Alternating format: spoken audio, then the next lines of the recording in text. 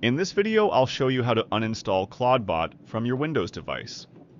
To begin, you will have to open up PowerShell. First, we'll use the one-step command to wipe everything. ClawdBot, uninstall, all, yes. Stop the background process with ClawdBot Gateway Stop. To remove the service from your system entirely, run ClawdBot Gateway Uninstall. Next, we need to delete your hidden configuration data and your workspace. Use rm-rf./.clawdbot to wipe your settings, and rm-rf./claud to delete your project files. Finally, uninstall the package itself.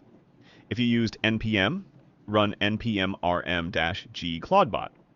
If you used PNPM, run PNPM remove-g ClawdBot. To verify it's gone, type ClawdBot --version. If you see command not found, you're fully cleared.